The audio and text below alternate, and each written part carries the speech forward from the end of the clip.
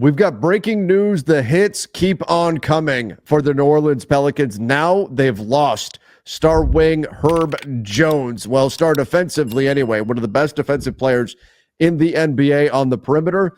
And now, according to Shams Charania of ESPN, he has a torn labrum in his right shoulder and is now out indefinitely. I mean, if the nail wasn't already in the coffin of the Pelicans on the season, this should do it. Donnie Freeman joining me. Donnie, I'm in disbelief over the luck of the Pelicans this year. They finally get Zion back. He's back in action. CJ McCollum is playing. DeJounte Murray's playing.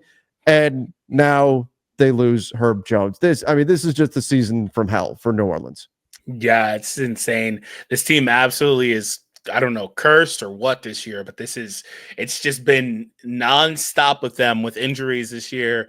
So obviously hoping Herb and everyone else that's out for the team or has been out for the team, a speedy recovery, hoping he has that. But this is just, I mean, I can't even say I'm surprised because it's been all year, but this is just really sad to see. It has been their whole season that the Pelicans have been dealing with injuries like this. I don't know if it's the curse of the Great Barrier Thief, Dyson Daniels. They traded him away, and they just can't get healthy. And again, Zion is back. Zion had a crazy dunk the other night, a 360 windmill dunk.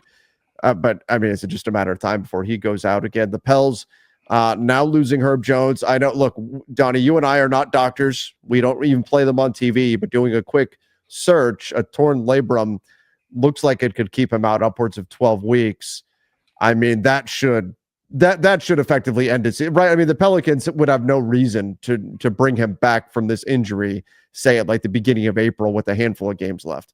Yeah, there's and at this point, they obviously should just be trying to tank and get their pick this year and just kind of calling this a lost season because it's been for quite a while. As like I said a moment ago, they started the season with injuries. I think literally the first game DeJounte goes down, right? So yeah, they've been dealing with injuries since the literal start of the season. So I mean, for them, we're gonna get to that point where he's coming back, even if he's ready a couple weeks before then.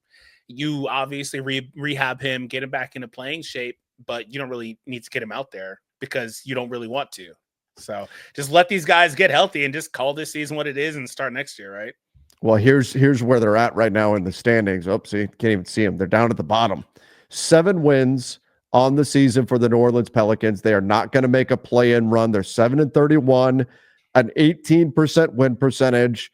They've lost they've lost 8 of their last 10. They've lost their last 2 in a row. I mean, it is what it is. And we know the Pels are probably going to move on from Brandon Ingram. We just talked about that a little earlier today about Brandon Ingram, maybe to Detroit as I think a really interesting landing spot for him, but you're probably going to move on from Brandon Ingram. Maybe you move CJ McCollum just due to his age. And I think you got to reset and regroup for next year. I'm a proponent of them even looking at Zion Williamson trades. I don't think it's going to happen. I think they believe their upside is tied to Zion. If they can get him healthy, off they go. But they're going to hang on to Herb Jones. They're going to hang on to Trey Murphy. They're going to hang on to Yves Missi and Jordan Hawkins and those types of guys. That's going to be kind of the backbone of their team moving forward. They're going to move Brandon Ingram, see what they can get for him, and then it's regrouping for next year. Because this team, Donnie, on paper, if this team is healthy, they are right there competing for at least a play-in spot in the West. But they're just not. They're just not. They haven't been healthy. So it is what it is. The tricky thing about this roster is that this is probably the best roster that they've had in this entire stretch post AD. And they just haven't been able to be out there at the same time. And like I said, I think that now they're in a position where they should just probably call it for this year and then retool in the summer. Like you said, they're probably not going to trade Zion, but they probably are going to trade BI because they don't have a lot of options with him since they don't want to give him the contract that he's seeking. And then CJ, who knows what happens with him, maybe he's not here. And, I think the Pelicans may come out stronger from this season, potentially next year, with the draft pick. Maybe they move some of these guys, get a couple of long-term pieces back or some assets, and they'll be right back at it. I looking over here, this is the silver lining, of course. You look over at Tankathon right now with their mock draft. Right now, the Pelicans, if it was just a chalk draft, goes in order of record, the Pelicans would wind up getting Dylan Harper. And there's some people, and look, we've seen it happen. We saw it happen to Detroit. They had the best odds, and then they fell to 5th. But there are some teams right now that have Dylan Harper ahead of Cooper Flagg. Not all of them, but like the bottom line is there is incredible talent in this year's draft. I mean, my front office show co-host Keith Smith, who's big into the draft, said there's probably 7 or 8 guys that are in this draft that would have gone number 1 overall had they been in last year's draft. Like that's awesome. That's how deep this class is. That's the silver lining. If there was a year to be snake bit with injuries, this may be it. This is the silver lining for the Pelicans. They can get a significant piece, maybe a star moving forward here by being this bad this season and getting a really high draft pick.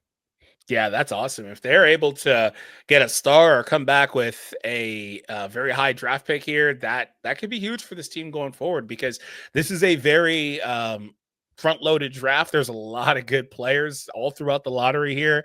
And really, if you're a team that, especially like the Pelicans, is kind of just like in theory right there, that could be something that you're really looking forward to. That's why, earlier in the season, we talked about they're starting to lose players, but it was so early in the season, you maybe could have hoped that they wouldn't lose anymore. Some of these guys would come back.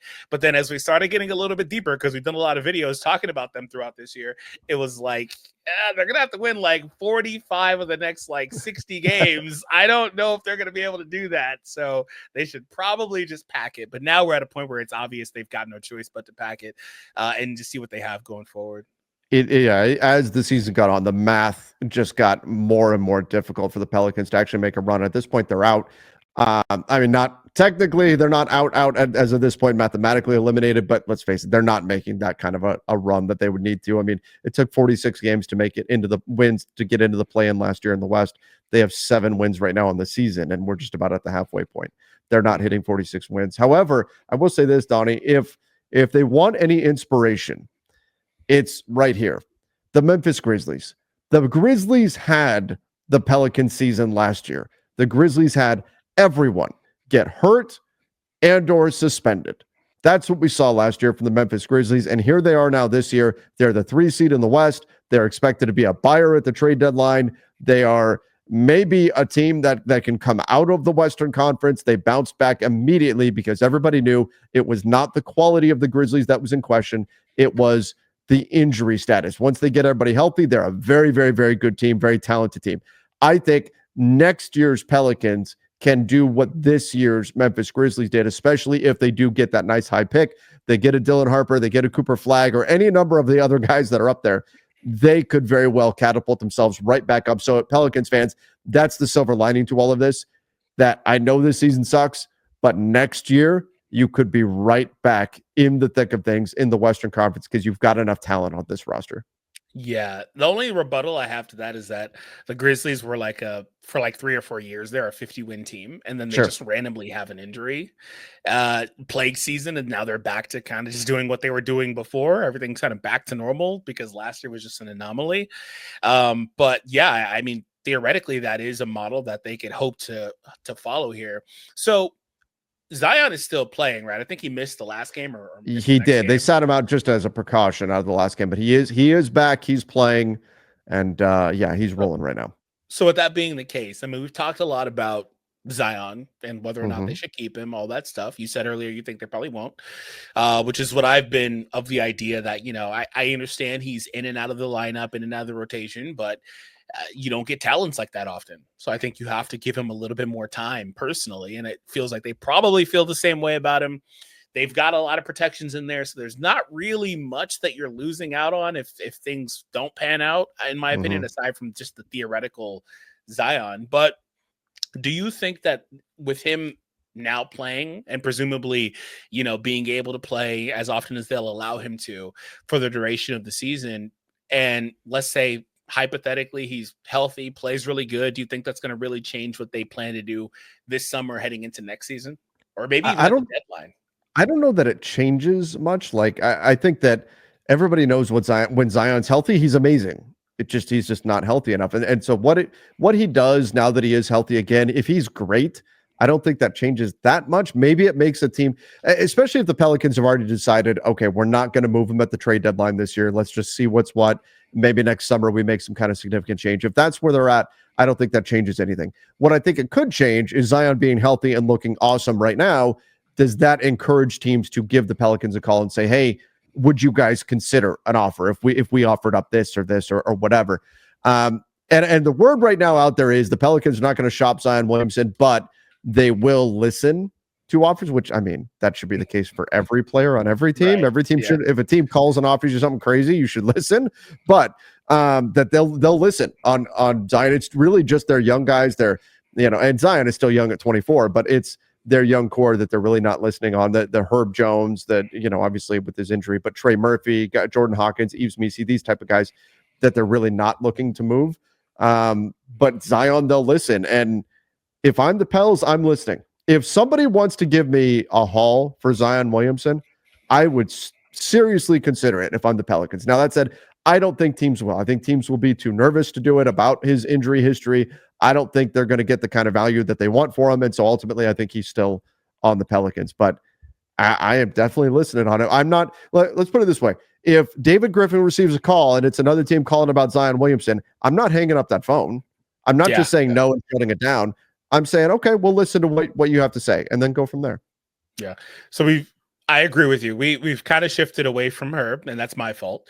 But I wanted to just kind of circle back to him and say that, he's somebody that a lot of teams or a lot of fans were hoping their teams could try to get.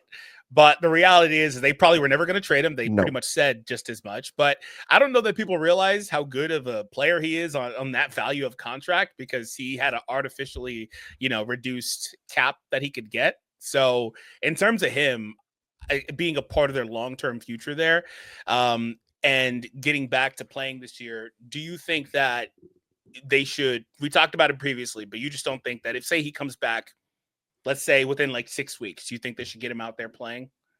In 6 weeks, see what he can do? Yes. In 6 weeks, you would bring him back just to reinstill that confidence that he has in the shoulder. If he is back in 6, it's not about winning games right now for the Pelicans. It would just be about getting back on the floor. Then you go into the offseason, you go into the summer with momentum. He feels strong. He feels good about the shoulder and all that. Kind of, he's gotten past that mental hurdle of, now I have to go out there and play after having this injury on my shoulder. And now I'm confident. I feel like I can do that because I've checked that box. But if it's close, Donnie, if it's anywhere, like if he's ready the last week of March, pack it up. Just call it a season. It's not really worth it. I mean, you could still maybe get that confidence in him, but I mean, a game or two or whatever it's going to be, that's just not enough. So if it really is like 6 weeks, maybe even 10 weeks, something like that. Okay. All right. We could talk about, having him come back, but most likely I'm just telling Herb, you know what? It's been a rough season. Let's pack it up and we'll see you over the summer for training.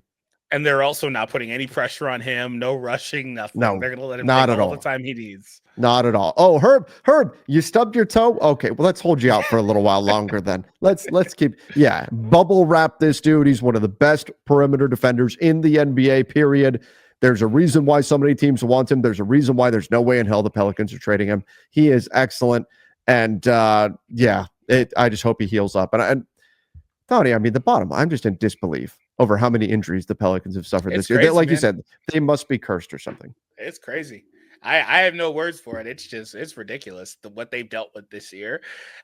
We talked about, and this is the last thing, you talked about Memphis. Memphis quietly has still dealt with injuries this year, but they've been able to weather that. So that's another thing too, is sometimes when you get these injuries, maybe they don't just go away, instantaneously, next year you're healthy, all that stuff, because Memphis has still been dealing with that stuff. They've just got such great production from guys you wouldn't have expected, like Pippen or Huff or some of the other guys there.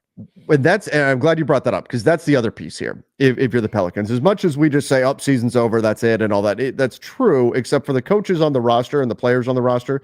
Now it becomes about getting players ready for next season and maybe finding some diamonds in the rough. You look at what the Grizzlies did last year with Scottie Pippen Jr. You look at what they did with, unfortunately, these guys got injured, but Vince Williams, Gigi Jackson, but they were able to build a foundation of guys who could step in and play. And that's really paid off for them this year. And that they, as you said, they have weathered that storm. So that's what you're trying to do now. Now you're building up Yves Missi. You want to build up Jordan Hawkins, build up these guys so that next year, if you do have, this guy got injured, hey, it's all right, because we gave more minutes this year to Yves Missi. Now he's really ready to step in and contribute, and he's going to do some great things for that's what you're looking to find. Maybe it's a Brandon Boston or somebody like that got more of an opportunity this year that they wouldn't have otherwise. You found something with them, and now you've got more depth going into next season than you would have had. So you can't, from a roster building standpoint, the season is coming to an end here for the Pelicans. They're not making the postseason or anything like that. But from a standpoint of developing players right now in order to give yourself that depth, and so it's not a total loss, that does need to be a goal of theirs. So I'm glad you brought that up. Yeah, I agree with you. All right, everybody. We'll go check out our latest video on Pelicans player Brandon Ingram and why the Detroit Pistons are now a very interesting landing spot on the market for him. Go give that one a look right now.